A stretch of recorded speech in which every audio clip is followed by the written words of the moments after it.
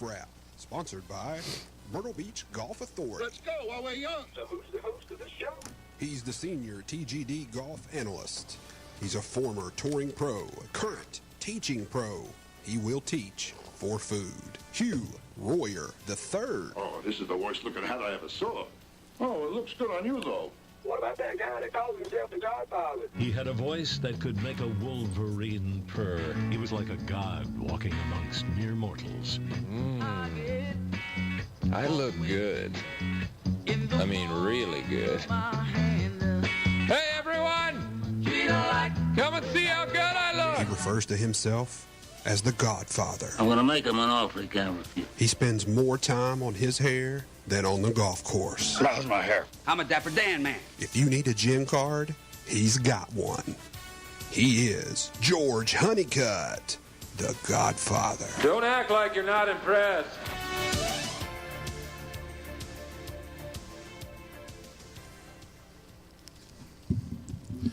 All right, I want to welcome everyone to Monday Morning Golf Wrap here on TGD TV and TGD Radio. I want to thank my partner and my associate, Hugh Roy III, for making it in today. Good to see you, Hugh. You too, bud.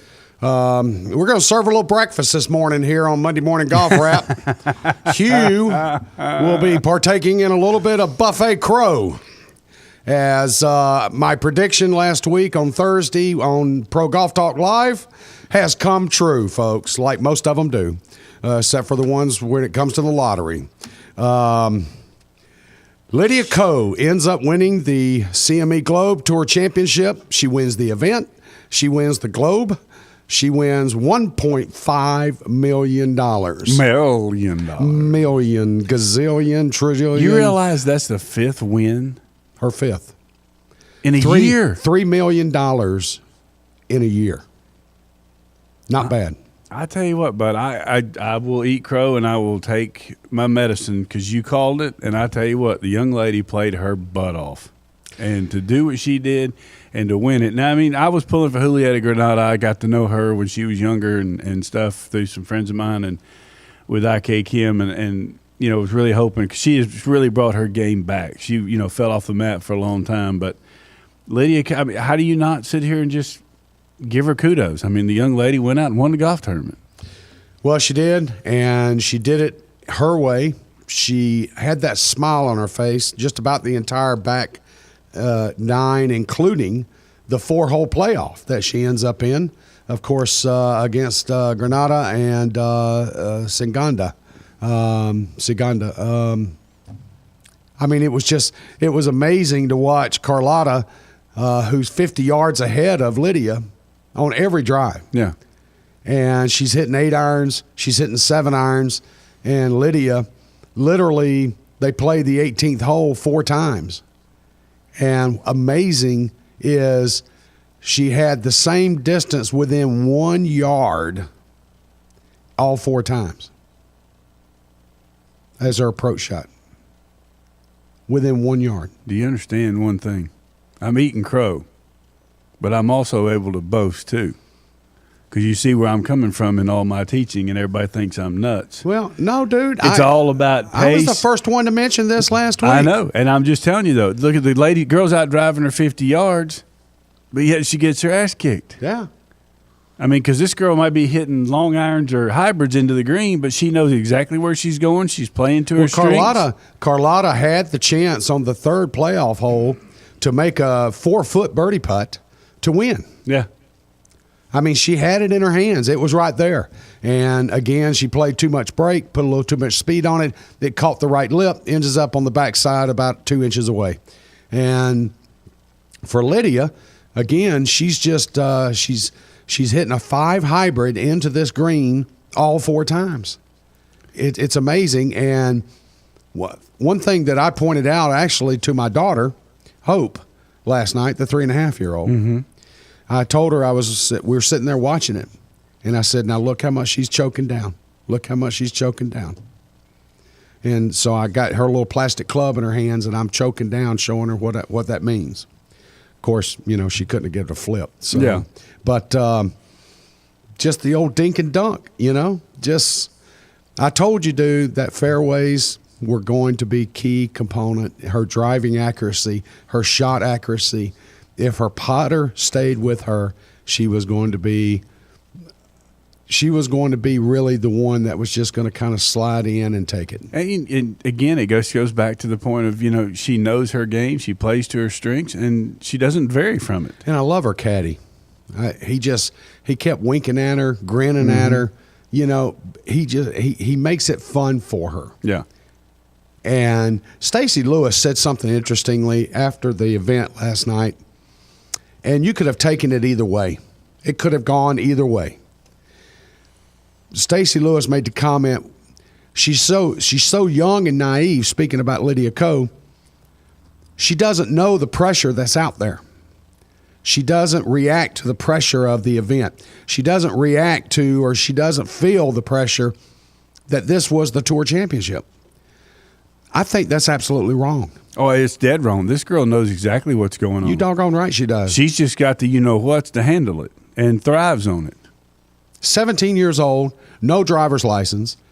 They asked her what she was going to do with the $1.5 million. She said her mother wants a new handbag for Christmas, so she's probably going to get her the pocketbook. $1.5 million. She's won $3 million over the last 12 months. She's 17 and 6 months old. 6 months old. 17 years, 6 months old. That's 30, amazing. actually 17 years, 6 months, and 30 days. So it's just what she's done, what she's doing. 5 wins, phenomenal.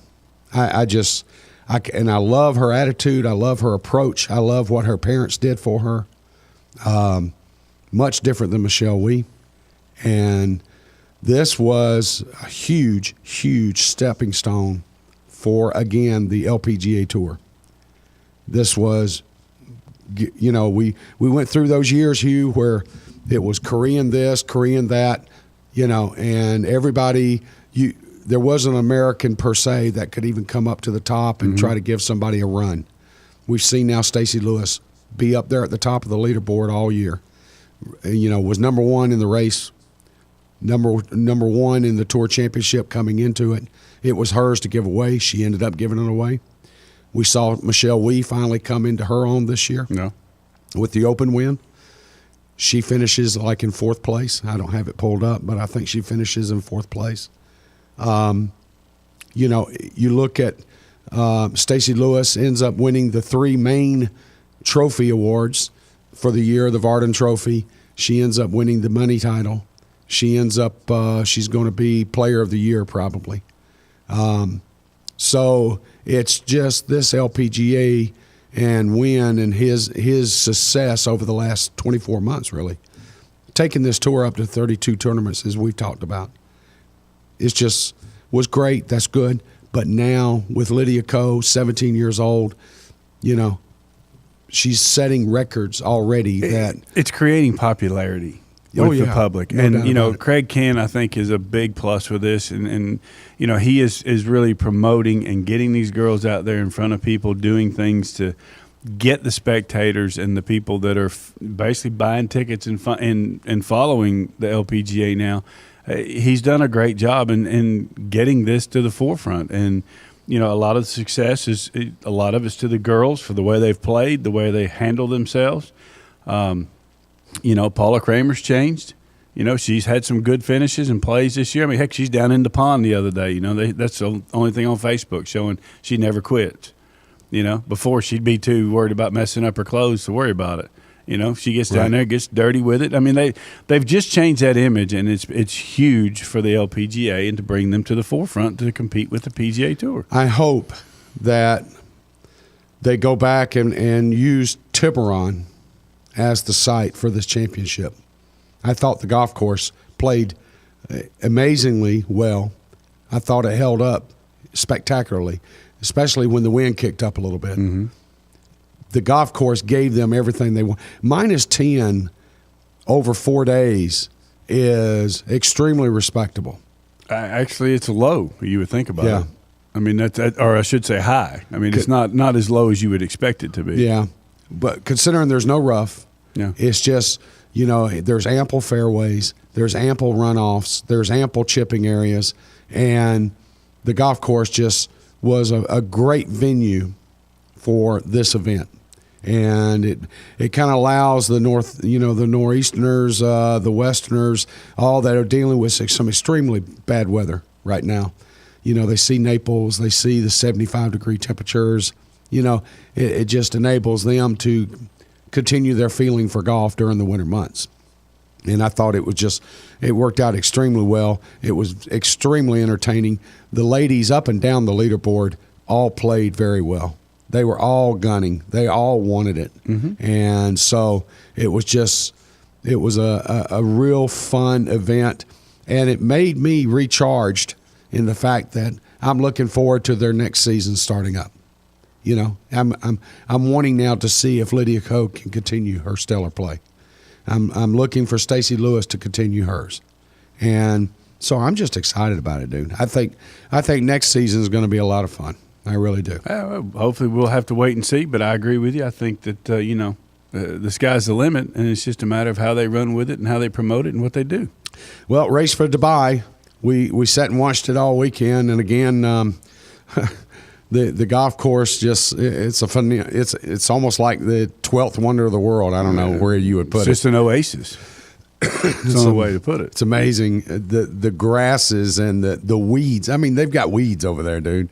And each one of those weeds had to be transplanted. Yeah. I mean, they had to be planted. Come on. I mean, a couple of holes there looks like North Carolina. Yeah. It's crazy. Beautiful, beautiful place. How those palm trees have stood the test of time over the last 10 years in the desert, I don't know. But phenomenal golf course. And we got to watch the top 2 players in the world right now, of which the winner, of course, Henrik Stenson, takes over the number 2 spot in the world golf rankings with his win in the Race for Dubai. And birdie's the last 2 holes to win. He is just... Guy can play, dude. The guy has just got game. And, I mean, it's just funny. You look at the leaderboard. Look at basically the top 4 on the leaderboard. Stenson, Dubuisson, McIlroy, and Rose. Yeah. I mean, it doesn't get any better. I mean, these are your top players in the world. I mean, and, Victor Dubuisson, after the whole match play thing, has just come out of nowhere to be one of the best players in the world. And we saw that even at the Ryder Cup. Yeah. So it was one of those events that you sit and watch it on day 1, day 2. Rory wasn't playing all that well in the first couple of days. Yeah. You sit there and go, well, he's not even going to make a push for it. He's already won the trophy. He's won the Race for Dubai. And then all of a sudden Saturday, he goes out and pumps out, let's see what he had, a 70. And this is after round 1 with a 66. But it was, if you watched him shoot the 66 Thursday, it was like, yeah, okay. It wasn't anything special. I wasn't striking it well. Yeah. I wasn't putting it well. And then he has 70-70, and he kind of falls back. But then he shoots a 68 yesterday, 274 total, 14 under par. And then Stenson goes out and has 68, 66, 68, 70. I mean, that's good playing, dude. I'm just, it's amazing watching these guys. But it also makes me at this time of the year sad, too, because now we go into a lull. Oh yeah, it's holiday season. I mean, that's the thing that I don't think the folks around the world understand. For us, this time of year, we have Thanksgiving coming up this Thursday, and then everybody gets ready for Christmas. Yeah, and it's our time of year with family and all that, and golf is in general in the past has been non-existent other than a few. We're used to golf game or something like that. Yeah, we're used to the silly season golf. Where now. You would look forward to the Wendy's 3-Tour Challenge, and you'd look forward to the Skins game, and you'd look forward to a Shell's Wonderful World of Golf being televised during this time of the year. Yeah. And we're just thankful now that, the Australian Tour is continuing. There was an event this week in India. There was an event on the Asian Tour, and then there was also an event in Japan. And so there is golf around the world that likewise do not celebrate the holidays as we do here. But so that keeps us happy. But, I mean, golf is year-round now. Yeah. What we've seen is it's grown into a year-round sport. So it's funny. We've talked about this in the past, George, but it's coming full circle to what Greg Norman wanted, 15, 20 years ago. World Golf Tour. And that's where it's going. And, he was pushed aside and blocked and everything else, and now look where it's gone. It just goes to show the man wasn't as far off in his thought process as everybody thought he was back in those days. He can't handle a chainsaw too well, but he's lucky he didn't lose his arm. So. That's true. What was your thoughts, Hugh? Rafa Cabrera Bello. Rafa was literally had this thing in his hand, in his grasp, teeing off yesterday. He plays with Stenson. He shoots 73 on day one, 64 Friday, 65 Saturday, and basically has a 2-shot lead coming into yesterday off of the first tee, and then goes out and posts a double and a double on the back to go from 15 under par to 11, and subsequently, of course, falling off the map. Stenson goes on. At the time, Stenson had also made bogey on the front to falling back to 14 under. And Rafa was still hanging in there in the front 9. It was his tournament. I'm sitting here going, wow, what a great win this will be for that young man. And then all of a sudden, he pushes the drive, gets on a downslope, ends up, actually what he did, he hit into a bunker, hit it chunky out of the bunker, hit the lip of the bunker, ends up down in a water hazard. He chips out of the water hazard and throws it into the water hazard even farther, and ends up making double. And then he follows it up with another double. And so, he basically walks away from, probably $600,000, $700,000, just in 2 holes. Well, and you can look at it in several different ways, though, George. You look at the fact, he gave it away, he made 2 doubles, and what a great win it would have been. Yes, it would have, but look at it from the standpoint that if this young man will look back over this round after, all the disappointment and a good night's sleep and sit there, and as corny as this sounds, sit down with a notebook and write down emotions, feelings, thought processes, and learn from the mistakes, this will do nothing but help him. If he sits there and he wants to beat himself up about it and, doesn't change it and learn from it, he'll do it again. Yeah. But it's like my dad said. He goes, you can't learn to win until you've choked. Right. And then you learn from choking, learn from making your mistakes to where the next time you're in that situation, you know how to get yourself around it. And it's no different than anything we do in life, in business or anything else. You've got to learn from your mistakes. Well, it's like Coach Dooley used to say, you can't learn to win until you lose. Exactly. And and there's times where you're gonna lose a lot more than you're gonna win throughout life, as far as playing golf or anything else. But as long as you learn from your mistakes, there's that one time that could be that big win and that one success that can change your life. And that's how you have to look at it. It was a lot of fun to watch a real good friend of Rory McIlroy, Shane Lowry. They ended up playing a couple days together, Thursday and Friday. And Shane had a really, really good event. Do you see Shane moving into next year on the European Tour and then also his play in the PGA Tour in the continuation year, the wraparound season?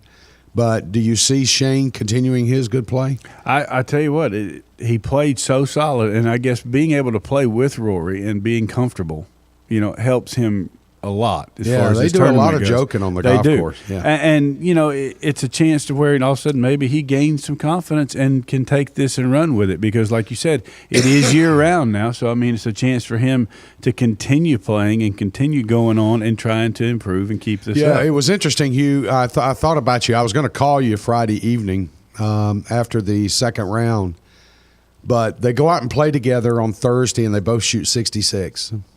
And then they go out and play together on Friday. McIlroy shoots 70. Lowry shoots 71. So it was tit for tat. Mm-hmm. They were out. It was like their own little tournament, and they were just playing one another in match play. There was probably $100 a hole bet going on. It's 1,000, dude. Well, I'm trying to be. You're on our scale. I'm trying to be civil about this, not get anybody in trouble. It wouldn't surprise me if they didn't have a gazillion dollars. Yeah, you never know. But they've got that. There's the pride and the friendship thing going on. So yeah, they get along extremely well, and it was just good to see him, Shane. he's got a lot of passion for the game. He kind of reminds me of Angel Cabrera in his physical aspect, the way he swings the club. But then he's got a little bit of Jimenez in him with his emotional, the way he kind of shows himself out on the golf course. And he's just the one that gets up to it and hits it, like Angel. He doesn't waste any time. He just pulls the club, hits it, and let's go.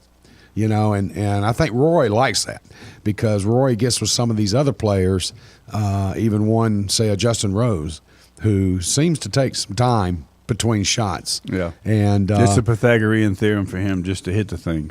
So, it's but you see my point. That would bother Rory much more than, just get up and hit, because that's what he does, really. Yeah. I mean, Rory doesn't take any time at all. If you see groups backed up, normally Rory's in them, in the groups that are backed up on the tee box. Yeah. So, of course, too, he's often in the lead. So, damn it, he's going to be back there. He's going to be back there. That's a personal issue. But you mentioned Henrik Stenson, Victor Dubuisson, Rory McIlroy, Justin Rose, Shane Lowry. Terrell Hatton from England ends up at 12 under par, 276. Robert Carlson has a good event at 12 under, also finishes tied for 6. Louis Oosthuizen, good to see Louis having a good tournament. Hey, anytime I hope this continues on. I do too. I like. To me, he's got one of the better golf swings on the tour, dude. And his rhythm and everything else. That's like melted butter in a lobster tail. Oh yeah. Oh my God. But that's just smooth. To go out and finish with a Phillips 66 for your final round. I mean, that's a great way to finish a golf. Good playing by him. I hope the wrist is really much better. I really do. Well, if he'd stay off those tractors, he'd be all right. Yeah, he has an issue with that, doesn't he? He loves his farm equipment. He likes his farm. Of course, that's the Dutchman in him. Yeah. Again, we talked about Rafa Cabrera Bello. He had the tournament in his grasp. He shoots 73, 64, 65, 75, finishing 277, tied for 9th place with Brendan Grace. Brendan, another good event. Mm-hmm. The last 3 have been really nice for Brendan. He picked up some change over the last 3 weeks. So Yaus Luton finishes tied 9th. Then you get the Jamie Donaldson, Tommy Fleetwood, Sergio Garcia, Thorborn Olsen, who was having a really good first day, shoots 67. He was in the hunt. Sergio finishes with a 67 to move up the leaderboard, finishes tied for 12th and at minus 10. It was good to see Sergio. I was really hoping Serge would make a little bit better push in the quote-unquote last section of tournaments that were held on the European Tour. Yeah. Sergio is up there in age right now and all that, and I don't know if he's just maybe getting tired. He's kind of like a Mr. Player. He travels a lot. Yeah. He's popping back between the PGA Tour, European Tour, and Serge. He loves to play golf. But you got to wonder if he just doesn't reach a burnout point sometimes. And you got to learn that there's a certain amount of weeks that you play in a row until you hit that burnout stage, and you take one off and come back. Yeah. You just can't commit everything all the time. I mean, it's just people want you and they want you to commit and you want to please people, but then there comes your own personal time that you need as well, just so you can recuperate. Right. Again, we are coming into kind of the lull period of the year, folks, and what we plan to do here at the Golf Director is, of course, continue broadcasting and staying in touch with you and communicating and all that, and Hugh and I will be doing that through these next several shows. We'll be talking about the year in review. We'll be talking about what happened this year, who our players of the year were, of course, those awards and the trophies and all that. We pretty much know who's getting what right now. Mm-hmm. So, again, are the people getting it is because did they have a good first part of the season? Did they make their surge in the middle like a Michelle Wie winning the Open? Or, has what they've done over the last couple of weeks really vaulted them to the top? And so we'll talk about that. We'll talk about who our players looking forward to next year. And then, of course, we've got to go into our our blooper reel, I guess, for the year and see what we come up with. Maybe there'll be some good ones. Maybe we'll get together with Dee, our producer, along with Jeff, and we'll put together a blooper reel for the end of the year. So, but I'll look forward to that. Again, the Japanese Tour, the PGA Japan Tour, the PGA Asia Tour, of course, is just played in Asia, in India. The Australians are having 2 more events now. They just they're floating between Sydney and Melbourne, and Royal Melbourne to be played. I think we had it in a couple of weeks, I think. But those are always fun to watch and to follow. They're just great old golf courses, too. Adam Scott had a very slow start at the Australian Masters this week, and it was one of which you're sitting there going, well, he was going after the three-peat, and he's dominated that thing for the last couple of years, the entire series, the 3 tournaments that are down there. I mean, last year he had won 2 of them, the first 2, and then finished second in the third, where now this year he goes down and plays in the first event, and he finishes second. He really makes a strong push coming in the last day and finishes tied for second. So Adam, of course, doing his thing. He did. So and this all with new caddies. So he's trying out new caddies. I put my name in, dude, So we'll see if I get the call. I just got to make sure that they can provide. I need a cart. Yeah, you're going to have a cart. Yeah. I want to mention, too, real quick, for our listeners and our viewers on TGD TV and TGD Radio, we, of course, are being brought to you by the Myrtle Beach Golf Authority. And I apologize for not starting the show with this, Hugh, but, of course, Myrtle Beach Golf Authority, your number 1 source for memorable golf packaging, vacations here in the Myrtle Beach area. You can contact the Myrtle Beach Golf Authority at myrtle-beachgolf.com or 888-272-7263. Just contact Kathy or her assistant, Karen. They are they're the golf directors over there. They can set up anything for you. There's 300 rental units. They've got over 100 golf courses they've got access to. So great golf deals, custom Myrtle Beach golf packages, or just taking a vacation, get in touch with the Myrtle Beach Golf Authority. And, we are, as we start to close out this week, and I don't think we're going to do any programming over the Thanksgiving holiday, but as we close out the week and all, I want to wish my best to you and yours, and hopefully everybody has a good day, doesn't eat too much. Well, same to you and your lovely bride and your child and everybody. And we've got a whole crew coming in. Jonna Beaner's in for the George holiday, her and her mother and her uncle, and we're going to have the family in. So we're plus with Paul and Lori across the street and their kids, we're going to have about 19 people at the house for Thanksgiving. So it's going to be chaos and fun. And yeah, you haven't been told this, but actually me and mine are dropping into you and yours. That's fine. So, come on, we'll make more room. Yeah, I mean, hey, you know what? More the merrier. We're all going to be about half cocked and eating food anyway. So after being at that golf tournament all day long. Well, it's going to be an interesting week here in the fact that we're not going back to Atlanta. And so we're doing it here, and I think it's a Golden Corral day, dude. I think we're just going to go hit the corral. A little buffet. I think we're going to do it.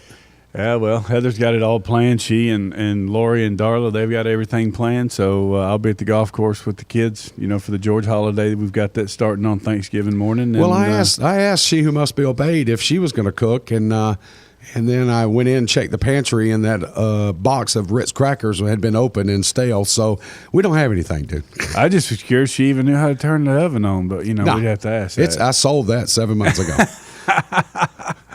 All right, dude. Happy Thanksgiving, and I'll follow up and talk to you, I guess, first part of next week. I'll be around. Bud. I want to mention also, too, before we leave real quick, the Saturday Golf Group went out to Shaftesbury Glen this last Saturday, and we had a really fun, phenomenal day. The golf course is in great shape.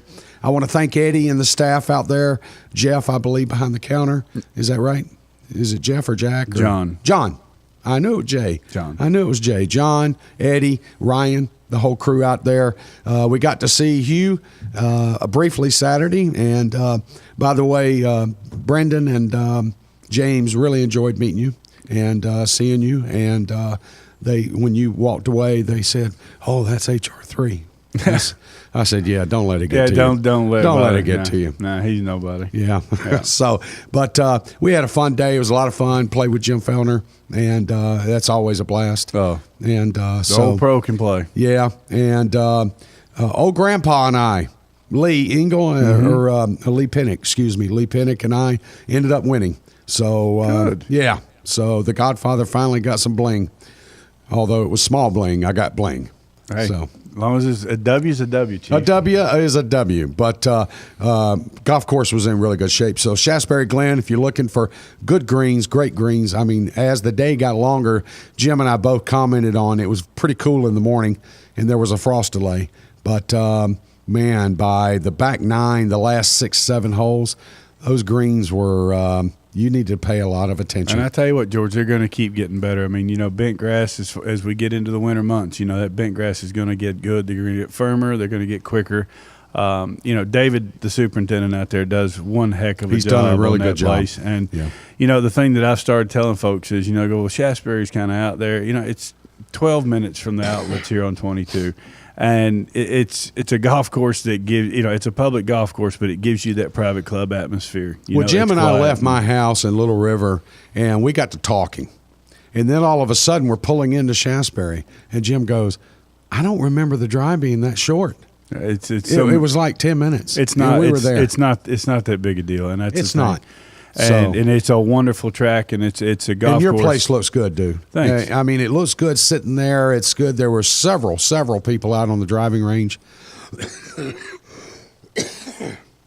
Excuse me, folks. Although I needed to be, and so it just looks natural sitting there. It looks like it was meant to be there. Yeah, well, it's turned out very, very well. We've used it a lot, and we like it, and. It's one of those things you come in there and you can sit down and relax, watch television, go out, hit some balls, come back in, sit on the couch, and chill out. So it's a good place. Our Dogs are playing the Yellow Jackets this week. Yep. So we've got that big game coming Saturday, and there's many, many big games around the area. Of course, Alabama playing Auburn, and so USC and UCLA played this week. Of course, we're coming into the Final Four. So. Yeah, we're getting there. Mississippi State, Ole Miss. I can't believe Ole Miss got beat bad as they did. Yeah, they got beat. Bad. So this one could be, but it is the Egg Bowl with Mississippi State and Ole Miss, so it'll be a good one. TGD Radio and TGD TV are produced and broadcast by the Zeus Radio Network for thegolfdirector.com. When visiting the Golf Director, that website, navigate over to our feature course pages where you'll find up-to-date information about course conditions, specials, and much, much more. Need help with your next golf vacation? Just give Dave a call at 844-GO-GOLF-1. That's 844-464-6531. All of our programming is archived for your listening and viewing pleasure on demand. To catch up on any show you may have missed, just click the TGD Radio or the TGD TV tabs in the menu at thegolfdirector.com. For George Honeycutt, Hugh Roy III, we want to thank you so much for joining us. We want to thank our producers. Again, wish them a happy Thanksgiving, and we thank you for tuning in. There's more TGD golf news and information coming up next.